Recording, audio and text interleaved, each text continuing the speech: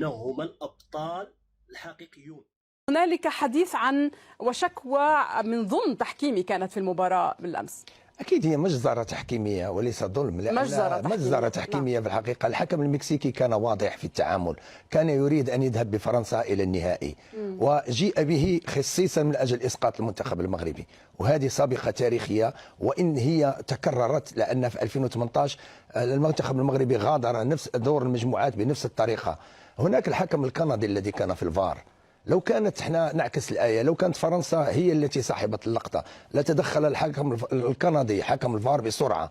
اليوم ضربة جزاء الأولى المدافع هو الذي أسقط بوفال، والغريب في الأمر لو اقتضى الأمر أن الحكم لا يعلن عن ضربة جزاء، فالآن أنت لا تعطي للاعب إنذار، أنت تحرمه من ضربة جزاء وإنذار. وكذلك اللقطة البينة، اللاعب الثاني المدافع ماسك اللاعب بالاحضان، يعني هذه خطيره جدا، وكذلك تغاضى عليه الحكم. اظن ان الاتحاد المغربي حتى ولو راح الى الفيفا وراح الى، هناك كواليس تشتغل في الامور هذه. انت على من؟ انت تشتكي الحكم ليس من الظلم، تشتكي الحكم لصاحب الظلم، فبالتالي هذه خطيره، عمليه خطيره. المنتخب المغربي خرج مظلوما، العالم كله اليوم كل الاشادات من اللاعبين القدامى ورؤساء دول وكل اشادوا بالمنتخب المغربي، وكذلك استنكروا الظلم التحكيمي، لان هذا الحكم المكسيكي جيء به من اجل اسقاط المنتخب المغربي. ماذا ستفيدك الشكوى الحين؟ انت طلعت ما المقصود جيء به لاسقاط المنتخب المغربي؟ هو الفيفا المسؤول عن الحكم صحيح؟ لا الفيفا هي المسؤول، هناك لجنه تحكيم مسؤوله في الفيفا، فبالتالي المنتخب المغربي ان فاز سيكون اول منتخب عربي يحضر في كاس العالم، احنا يعني في انظار الفيفا وغيرها من الناس اللي يشتغلون في الكواليس ما زلنا غير مؤهلين للوصول الى النهائي.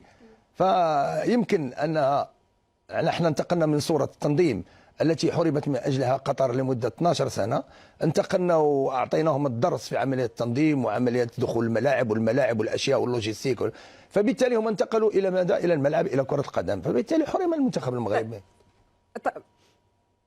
طيب عفوا كابتن سعيد، حدثني عن انتقائية اللجوء إلى الفار. لماذا على الرغم من وضوح ضربتي الجزاء المستحقتين للمنتخب المغربي لماذا لم يتم اللجوء إلى الفار؟ لم يتم اللجوء إلى الفار لأن كلهم في طريق واحد، لأن في الأساس الحكم المساعد المسؤول على الفار هو الذي كان عليه أن ينبه حكم المباراة أن هناك لقطة تحتاج إلى التفحيص، فبالتالي ينتقل الحكم بعد أن يتكلموا معه ويعطوه بأن مثلا اللقطة تحتاج أو له صلاحية تدخل، صلاحية الرؤية، ينتقل الحكم إلى الفار وبالتالي يشاهد في عين المكان في الشاشة إن هي ضربة جزاء أم لا. لكن الحكم المساعد في الفار لم يتكلم، حكم الوسط أهدى لفرنسا ضربة خطأ وبالتالي إنذار وصارت المباراة، وبالتالي هذا ظلم كبير. القضية فيها تلاعب، كاينين ناس مؤثرين مغاربه عندهم وثائق وعندهم شي حوايج جهنميه راه مخبعينها، والله العظيم جهنميه شي حاجه الاخر، من بعد غادي يقولوها مؤثرين مغاربه. القضيه ديال جوج بينالتيات ما عطاونا جوج بينالتيات، ها الاولى. الثانيه حضور ماكرون، واش كتظنوا ان ماكرون غادي يجي يحضر ويخسر؟ زعما ما تشيلوش الهيبه، ما يمكنش، هذاك الشيء كان ملعوب من الاول. غياب الامير القطري ديما كيحضر المغرب لي ماتش ديالو، ديما كيحضر، الا مع فرنسا ما حضر لا هو لا مرته ولا الولاد ديالو.